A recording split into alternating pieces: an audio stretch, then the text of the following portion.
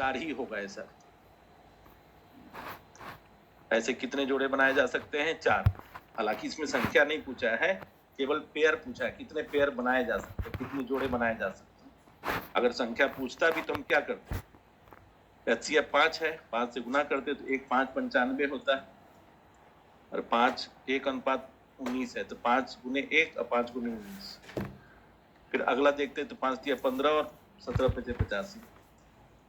अगला देखते 5 से 35 और 13 पचे 65। अगला देखते 5 9 45 और 5 का 11 गुना 55। बस मतलब ऐसे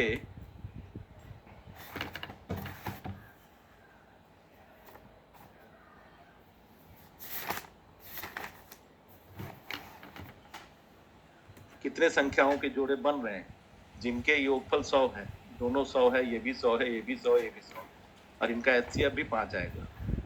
इसका आंसर कितना होगा? तो 4 जोड़े बनाए जा सकते हैं। कितने जोड़े बनाए जा सकते हैं? 4 जोड़े। समझ गए? अभी देखिए इस क्वेश्चन को, देखिए ध्यान से। 20 अगर हम इसको फर्दर या तो अनुपात को हम 3 17 20 होगा, 4 16 20 होगा, 5 15 20 होगा, मतलब दोनों का ए और बी का योगफल 20 होने के लिए कितनी संभावना है? 6 14 20 होगा, 7 13 20 होगा, 8 12 20 होगा, 9 11 20 होगा, और 10 10 20 होगा, और 10 10 20 होगा। लेकिन अब यहीं पर एक बात बता रहे, कि जो ए और बी का जो अनुपात बनेगा ना, जो भी हम लोग हिट एंड ट्रायल कर रहे हैं कि 20 हो जाए, ये बनेगा, ये आपस में ना को प्राइम नंबर होना चाहिए, सहभाज्य संख्या। सहभाज्य संख्या ये होता है कि जिस दो संख्या के बीच में का, या तो जिस दो संख्या के बीच का महत्तम समापवर्तक HCF 1, या तो कह दो दोनों के बीच में कुछ कॉमन ना हो, कॉमन केवल एक ही है ना। तो अब देखो 1 और 19 के बीच में कॉमन एक ही है, लेकिन 2 और 18 में अगर हम इसको फर्दर या तो अनुपात को हम सॉल्व करते फर्दर आगे, क्योंकि अनुपात क्या माना जाता है? सबसे छोटा रूट, आगे कटना बंद हो जाए, छोटा ना हो पाए।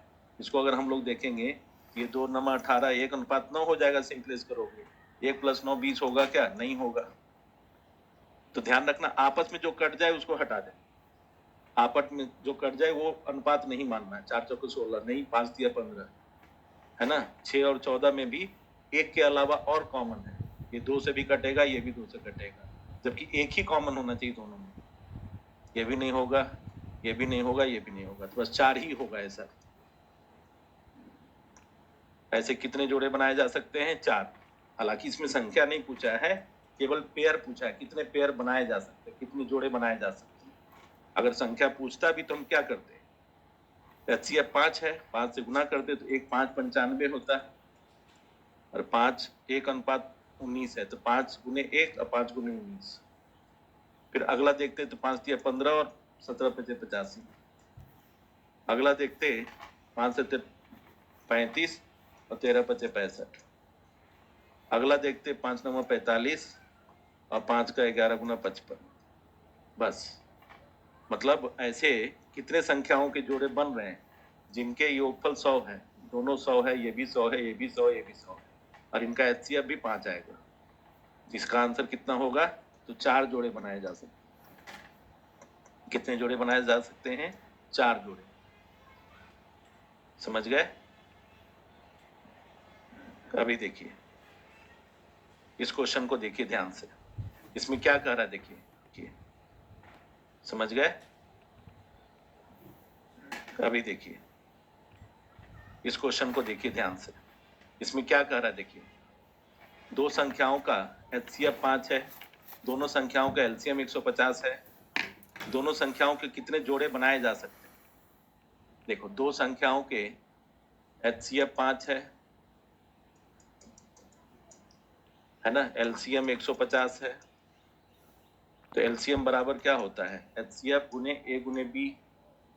HCF ये तो 150 है, ये 5 है और ये a गुने b है। 5 दिया 15, 30, यानी a इंटू बी कितना आया 30। फिर से इसमें भी कितने जोड़े बनाए जा सकते हैं, लेकिन यहाँ a इंटू बी 30 है, वहां पर a प्लस बी 20 था।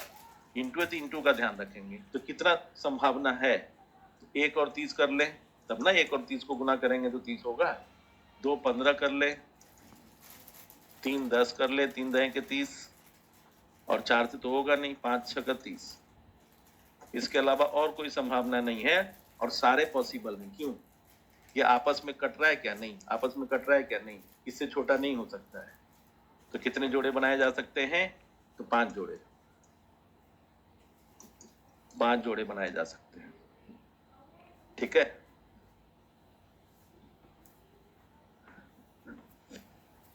ठीक है। तो देखो अभी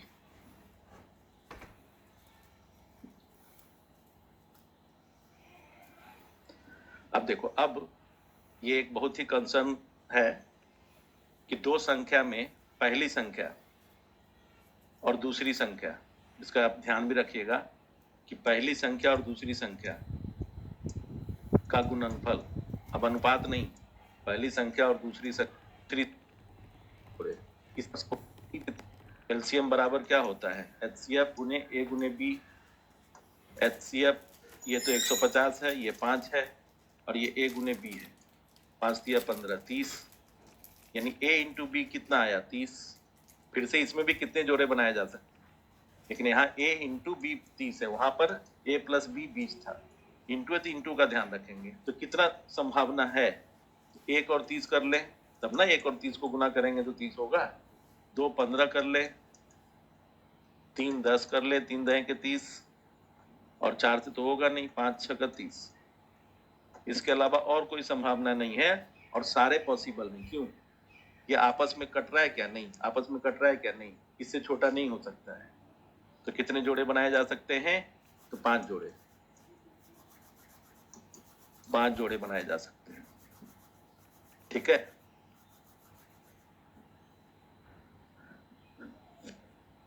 ठीक है। तो देखो अभी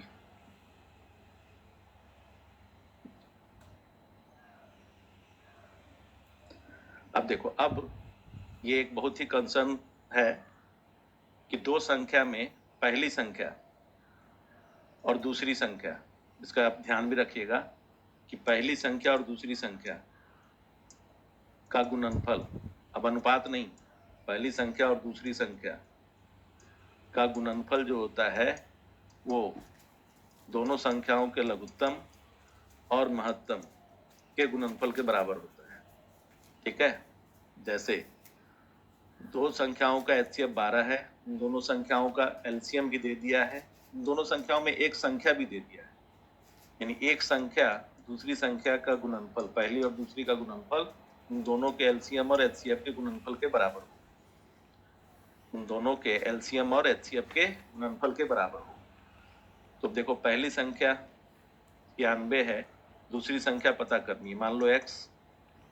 ठीक है, एलसीएम कितना 480 और एचसीएफ कितना 12। इसको सॉल्व कर ले, तो 12 से इसको काट ले 8 बार, 8 से इसको काट ले 6 बार, 8 से 48। x मतलब दूसरी संख्या 60 हो जाएगी। ये नॉर्मल इस फॉर्मूले पर है बस, और कुछ नहीं, 60 हो जाएगी। ठीक है, मतलब एलसीएम एचसीएफ का ये सब बेसिक बात बता रहे हैं, एकदम बेसिक का ध्यान रखेंगे तभी हम लोग सी सेट में अच्छे अच्छे क्वेश्चन सॉल्व कर पाएंगे। देखिए अब इसमें एक क्वेश्चन होता है, दो संख्याओं का एलसीएम दोनों संख्याओं के एचसीएफ का 12 गुना, मतलब अगर एचसीएफ को x मान लो, मतलब रिलेशन दिया हुआ है, तो एलसीएम क्या होगा 12x होगा, 12 गुना है। तो अब देखिए एलसीएम और एचसीएफ का योग दे रखा है, तो अकॉर्डिंग टू क्वेश्चन, प्रश्न के अनुसार क्या है, एलसीएम और एचसीएफ के का योगफल दिया हुआ है। आप समझ सकते हो, एलसीएम और एचसीएफ का योगफल दे रखा है, तो क्या है देखो, x प्लस 12x बराबर, x प्लस 12x बराबर कितना दे रखा है 403, तो 13x बराबर तो x बराबर 13 तिया 39, 13 कम 13 तो 31। तो 31 क्या हो गया? 31 तो x का मान आया ना, दूसरी संख्या पूछ रहा है। ठीक है, तो अब क्या करें? पहली संख्या गुने दूसरी संख्या बराबर एलसीएम गुने एचसीएफ। पहली संख्या क्या है? दे रखा है 93, दूसरी संख्या निकालनी है, दूसरी संख्या हमें निकालनी है। तो मान लेते हैं यही दूसरी संख्या ही लिख दो। एलसीएम कितना? 12x, तो 12 गुने 31, क्योंकि x का मान 31 आ चुका है, एलसीएम की जगह 12 गुने 31 लिखें, है ना। और एचसीएफ की जगह x है तो x की जगह 31 लिखेंगे। अब इसको सॉल्व करें, 31 का 3 गुना 93, 3 से 4 बार 12। दूसरी संख्या क्या होगी? 31 गुने 4 124। इसमें जो दूसरी संख्या का मान आएगा वो तो रिलेशन दे रखा था, इसको ऐसे समझना स्टूडेंट कि इसमें रिलेशन गिवन था। ठीक है, कि पहली संख्या और दूसरी संख्या मतलब दो संख्याओं का एलसीएम और उन दोनों संख्याओं के एचसीएफ का 12 गुना, तो रिलेशन दे दे तो उसका ध्यान रखेंगे। ठीक है, अब देखो, अब इसके बाद हम लोग थोड़ा सा आ जाते हैं क्वेश्चन में। इससे पहले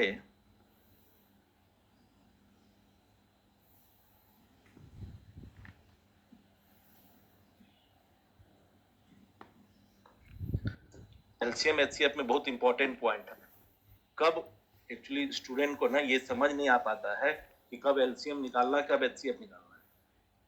तो जो क्वेश्चन होता है ना, क्वेश्चन में जो दिया लिखा जो लिखा रहता है उसका सेंस बताता है कि एलसीएम निकालना है कि एचसीएफ। अगर क्वेश्चन में तुम्हें बड़ी से बड़ी संख्या का सेंस निकले, लार्जेस्ट नंबर, बड़ी से बड़ी संख्या, है ना, इसका सेंस निकल जाए तो समझना एचसीएफ निकालना है।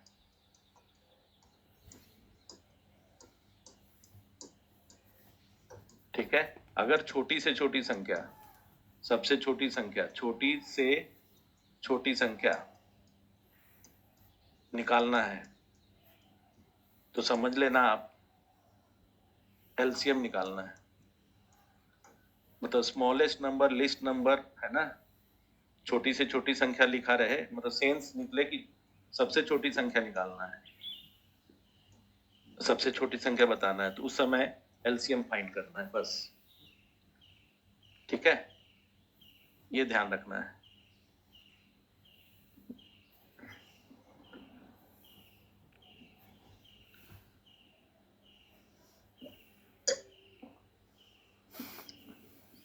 समझ गए?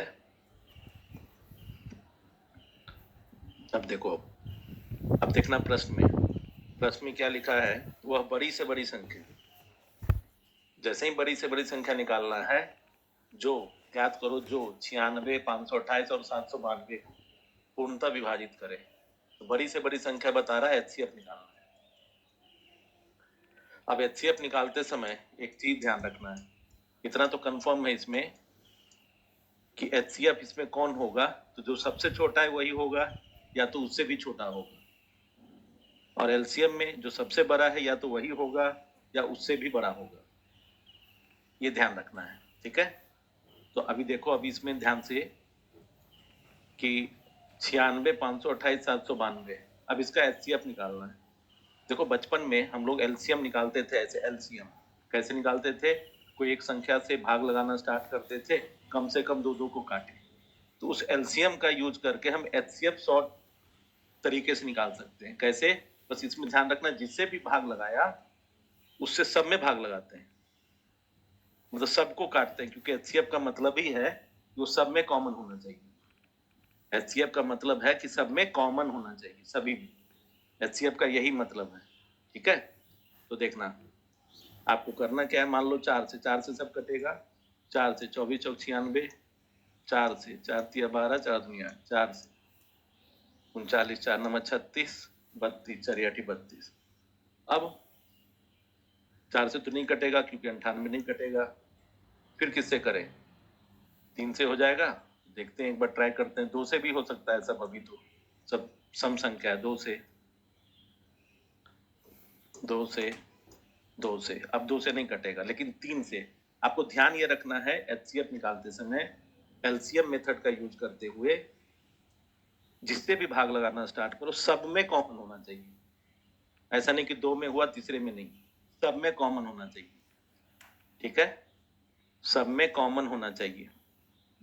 तो सब में कॉमन होना चाहिए तो क्या करें अब 3 से 4 बार, 3 से 22 बार, 3 से 33 बार।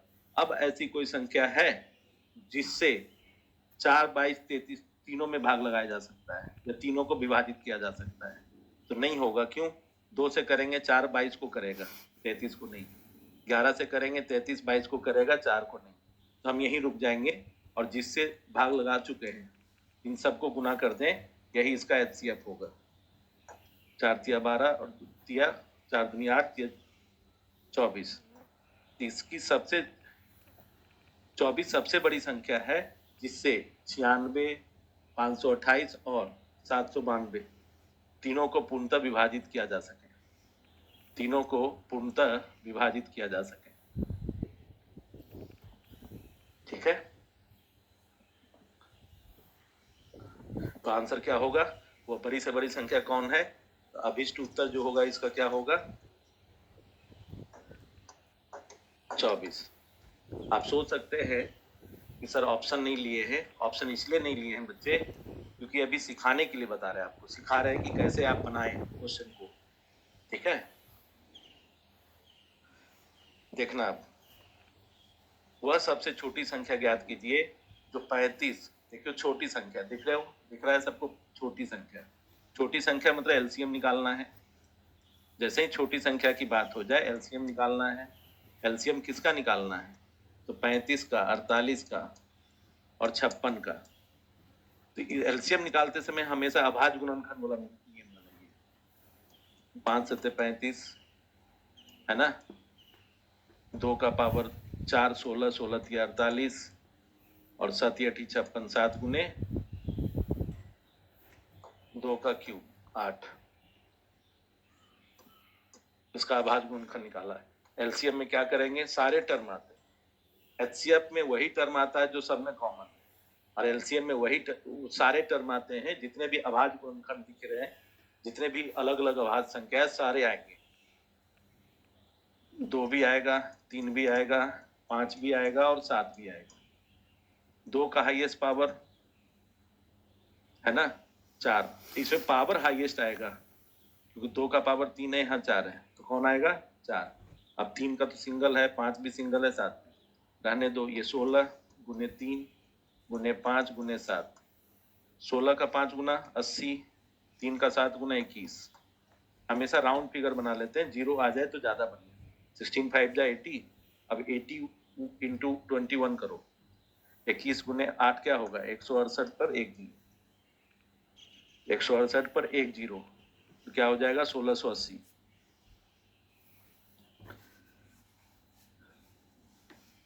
ठीक है,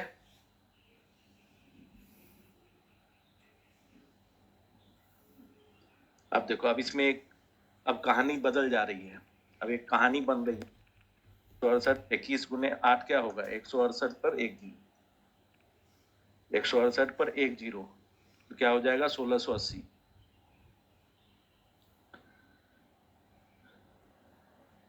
ठीक है,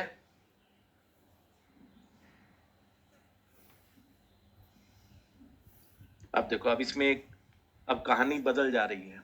अब एक कहानी बन रही है कि अभी तक तो पूर्णतः विभाजित की बात हो रही थी, है ना, लेकिन अब क्या होगा? वह बड़ी से बड़ी संख्या ज्ञात करो या वह छोटी से छोटी संख्या ज्ञात करो, दोनों स्थिति में कहीं ना कहीं शेषफल का डिस्कशन होगा, रिमाइंडर बात आ जाएगी। तो वह सबसे छोटी संख्या ज्ञात कीजिए जिसे 12, 16 और 18 से विभाजित करने पर प्रत्येक स्थिति में 5 शेष बचे। तो 5 शेष तो बात की बात है ना। अभी पहले ये पता कर लो कि 12, 16, 18 से विभाजित होने वाली सबसे छोटी संख्या कौन? तो पहले 12, 16, 18 का एलसीएम निकाल लो।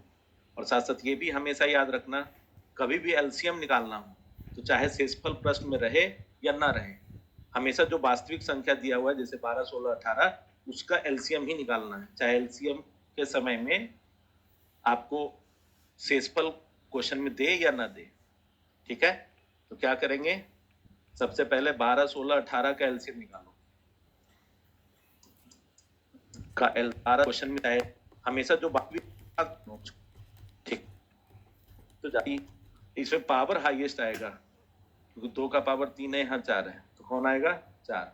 अब 3 का तो सिंगल है, 5 भी सिंगल है, 7 रहने दो। ये 16 गुने 3 गुने 5 गुने 7, 16 का 5 गुना 80, 3 का 7 गुना 21। हमेशा राउंड फिगर बना लेते हैं, 0 आ जाए तो ज्यादा बढ़िया। 16 5 जा 80। अब 80 इंटू 21 करो, 21 गुने 8 क्या होगा, 168 पर 1 जीरो, 168 पर 1 जीरो, तो क्या हो जाएगा 1680।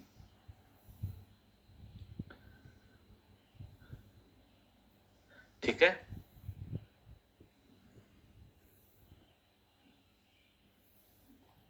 अब देखो, अब इसमें एक अब कहानी बदल जा रही है।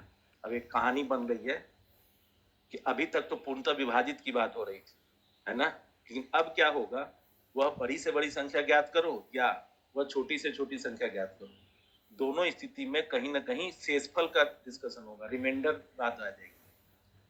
तो वह सबसे छोटी संख्या ज्ञात कीजिए जिसे 12, 16 और 18 से विभाजित करने पर प्रत्येक स्थिति में 5 शेष बचे। तो 5 शेष तो बात की बात है ना। अभी पहले ये पता कर लो कि 12, 16, 18 से विभाजित होने वाली सबसे छोटी संख्या कौन। तो पहले 12, 16, 18 का एलसीएम निकाल लो। और साथ साथ ये भी हमेशा याद रखना, कभी भी एलसीएम निकालना हो तो चाहे शेषफल प्रश्न में रहे या ना रहे, हमेशा जो वास्तविक संख्या दिया हुआ है जैसे 12, 16, 18, उसका एलसीएम ही निकालना है, चाहे एलसीएम के समय में आपको शेषफल क्वेश्चन में दे या ना दे। ठीक है, तो क्या करेंगे, सबसे पहले 12, 16, 18 का एलसीएम निकालो। का एलसीएम कैसे निकालेंगे पता है सबको, तीनों संख्याओं का अभाज्य गुणनखंड निकालो। 2 का स्क्वायर गुने 3, ये 2 का पावर 4, तो 2 का पावर 4 यहीं से मिल जाएगा हाईएस्ट पावर, और 2 गुने 3 स्क्वायर। तो एलसीएम में सारा टर्म आएगा, 2 भी आएगा और 3 भी आएगा। 2 का हाईएस्ट पावर 4 और 3 का हाईएस्ट पावर 2, ये हो जाएगा 16 गुने 9, 144।